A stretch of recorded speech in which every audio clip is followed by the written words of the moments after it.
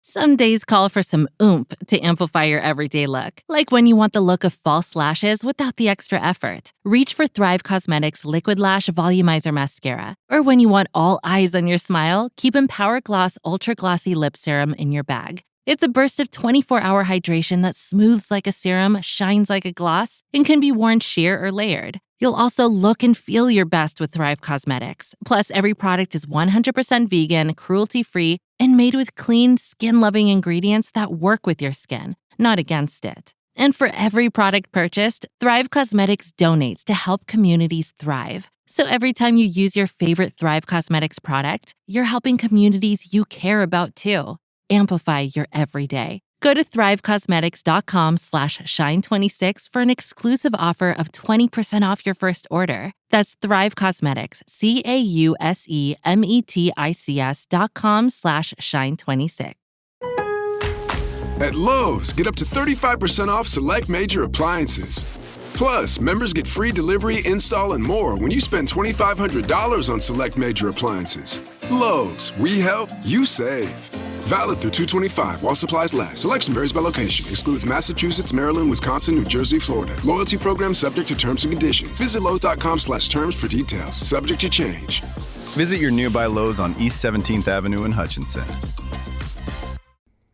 Hello and welcome back to the Primal Potential Podcast. I am Elizabeth Benton, and this is the final episode in our Vault series. So if you're wondering where the normal intro is, well, this isn't our normal series. We are wrapping up a 10-episode series called The Vault, all about building the skill of consistency. And if you are just joining us for this series, go back to part 1. You are not going to want to miss it. I have received dozens and dozens of emails from folks who are saying this series was exactly what I needed. So thank you so much for being in it with me. This last episode in this series really ties the whole thing together. If you've ever had the thought, and I know you have because I email with you guys quite often. If you've ever had the thought like, what is wrong with me? I want this so badly and I know what to do to get it. Why am I not doing it? Maybe you feel like I'm smart and I've tried all the things and I just must not want it bad enough if I can't follow through. So maybe I should just not try. And this episode is going to really help you see the real reason behind that. And more importantly, it's going to tell you how to fix it because you're not broken and it's not that you do not want it badly enough. The problem is not lack of desire. It's not lack of knowledge.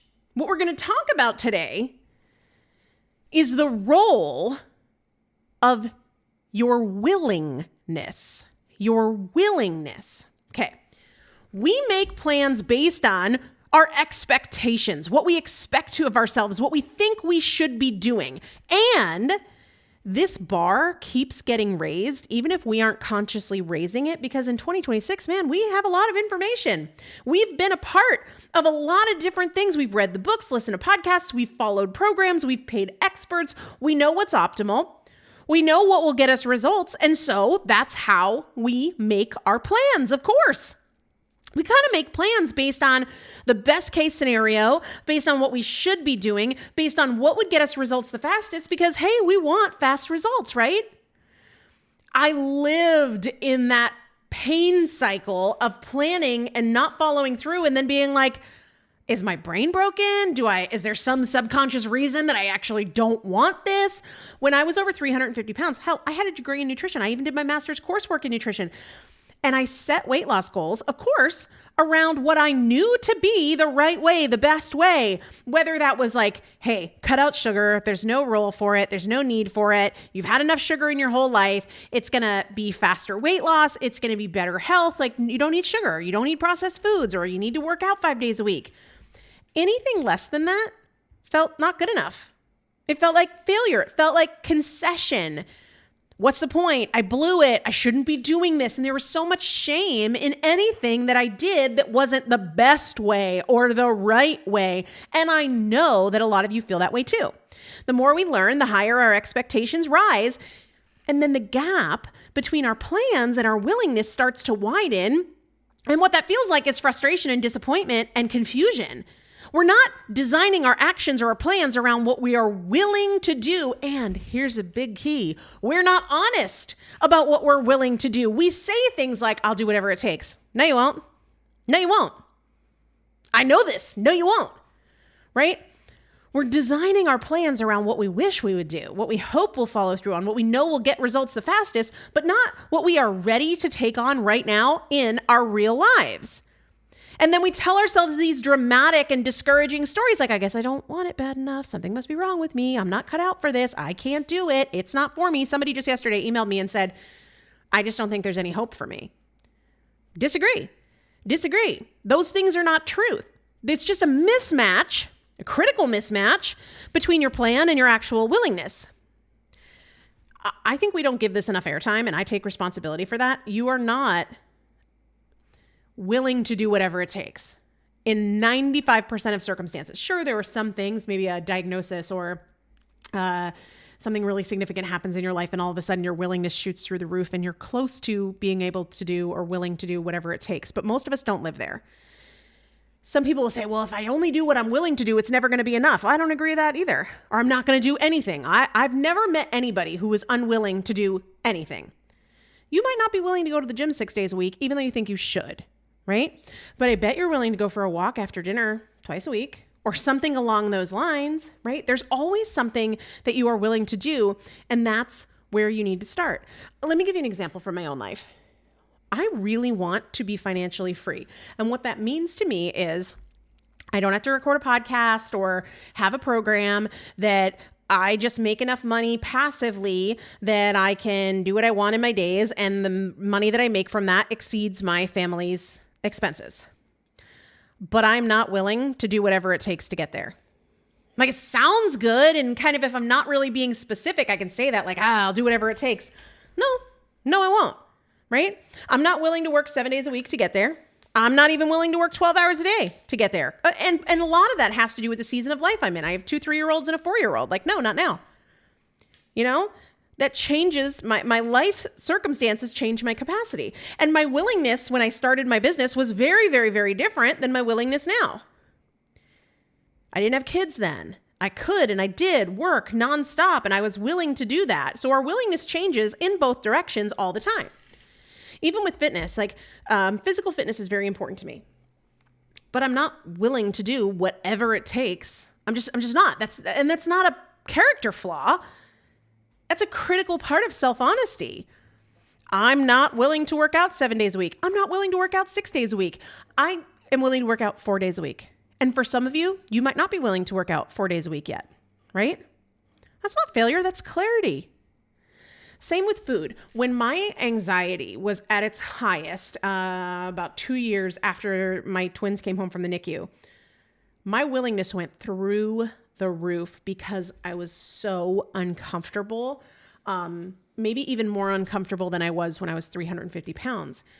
It was such a daily torment that I was willing to cut out caffeine. I was willing to cut out sugar. I was willing to go on this very, very, very strict elimination diet because my need was high and my willingness matched it. My willingness is not in the same place right now. And I need you to hear that that's okay. We have to be honest about our willingness, and we have to incorporate our willingness. I was having a conversation with one of my coaching clients recently. It's actually what made it so clear to me that this was the 10th installment of this series. She's working on weight loss and reducing sugar.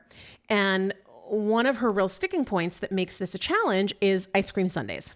That's her thing. There's a place she goes. They're super good. She looks forward to it. And she's had a tough time cutting back. And so initially she was like, okay, I'm going to have X many ice cream sundaes. I'm not going to tell you because then you'd get distracted by like, that's a lot or that's not a lot, whatever. Doesn't matter. She set a standard for this is how many she's going to have in a week. And she did it for a couple weeks and then she didn't. She went back to having more than what she had said she was going to do. And she started spiraling a little bit. She got discouraged. Like, maybe I just don't want this. Why can't I just stop? What's wrong with me? I have these goals for my health and that matters to me. And I want to live a long life and I don't want to increase my disease risk and all of these other factors. Like, why can't I just stop this? And I said, don't tell yourself you don't want it bad enough. And don't tell yourself you can't do it. because that's a story we tell and then we don't even try because we believe that we can't. I said, here's the deal we haven't talked about. Your plan doesn't reflect your current willingness.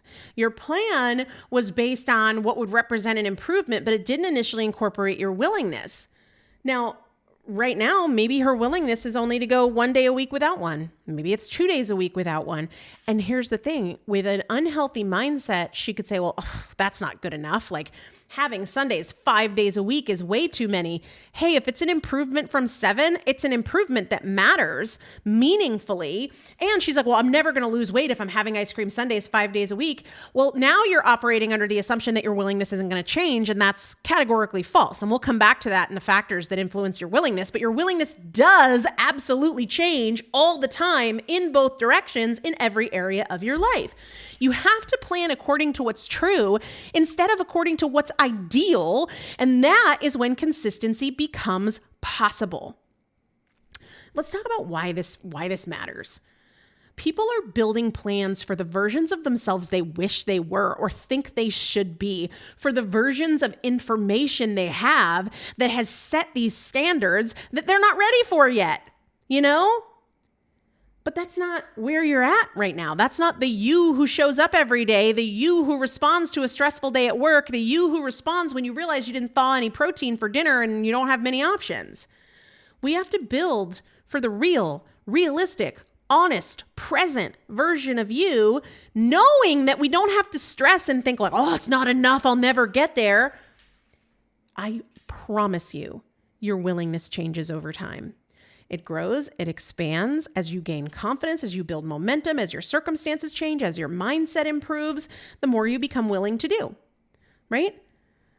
When I was at my heaviest, I had a very clear sense of what a healthy breakfast was. And I was not eating it. I was going to Chick-fil-A every morning, right?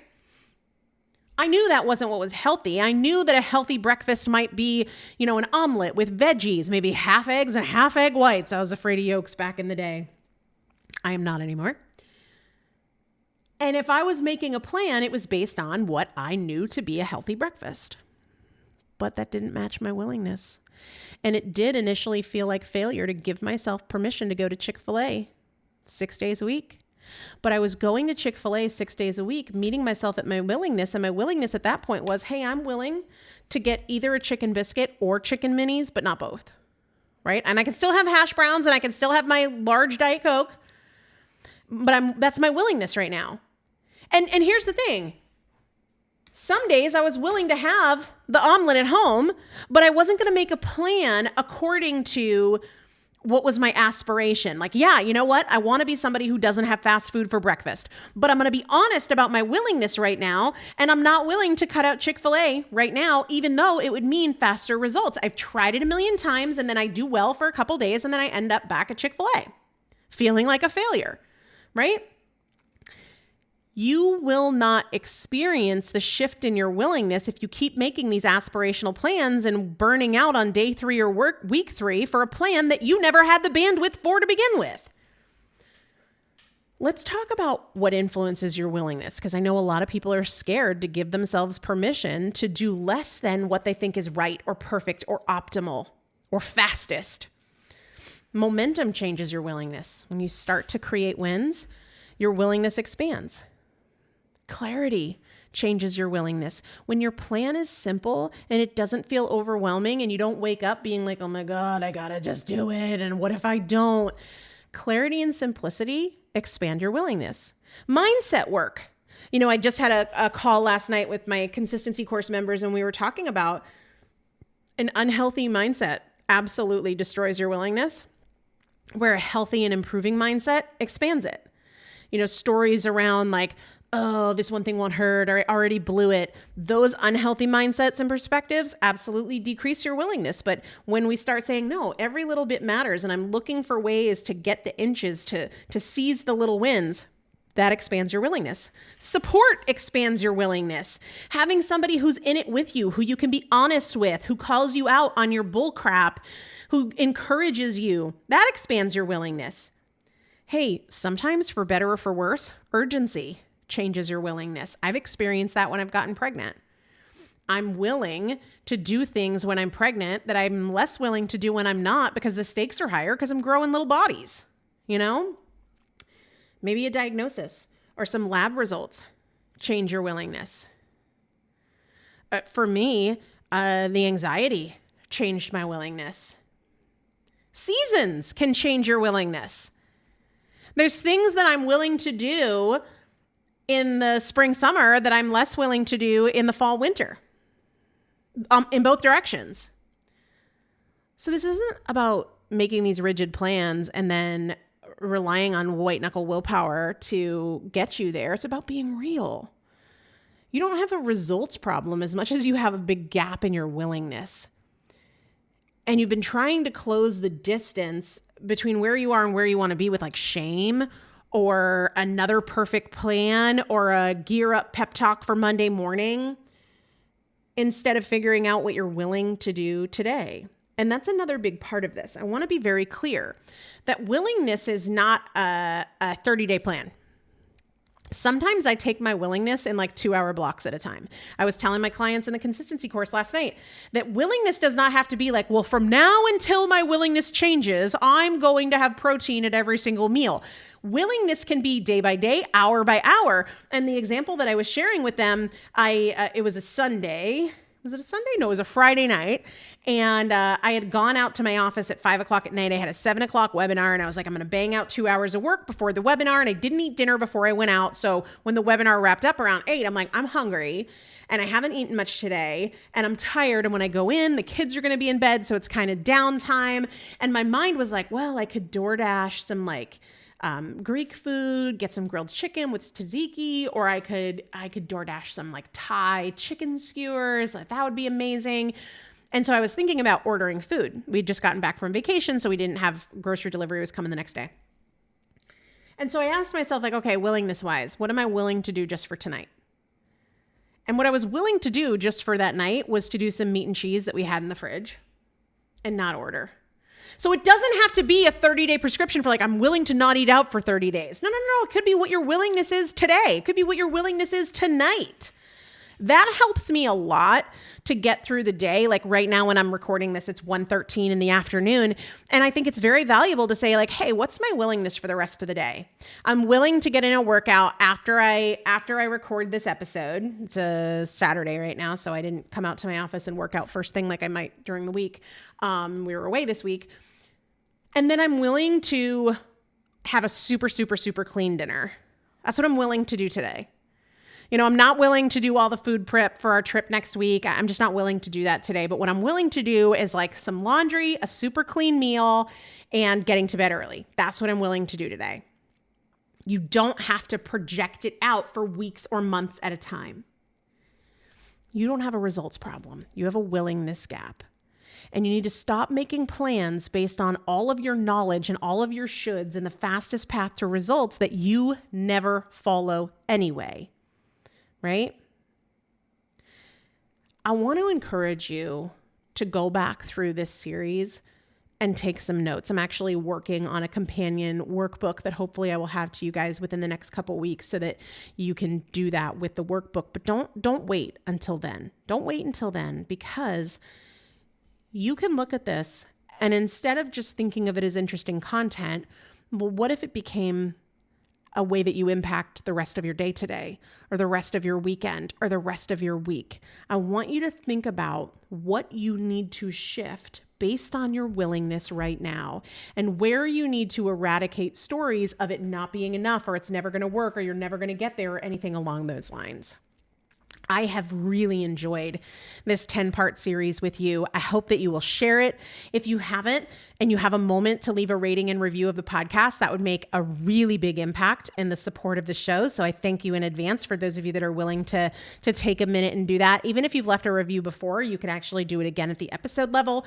That would mean a lot to me, as well as sharing it with anybody that you think would enjoy the series. We're going to keep on rolling with our regular episodes. We'll have the normal intro, intro back. And if you have any questions or there's anything that I can do to support you, if there are questions that you have about any part of this series or how it applies to you or what you're struggling with, I would love to hear from you. You can email me directly, elizabeth@primalpotential.com. Nobody else has access to my inbox. Nobody else responds to my emails. I don't have AI bots that respond to my emails. It is just me, really, really me. You might hear my kids in the background in my response, as folks often do. Just really me. But thanks for joining me for this series. I would love to hear what you change as a result of it and where I can support you as you move forward. If you are looking to work more closely with me, I'd love to have you in the consistency course or in an upcoming defense cohort. We also have an in-person event coming up for folks who are in the consistency course. So that would be a great thing for you to be a part of. I think we need more people and we need more community. And I will see you on the next episode.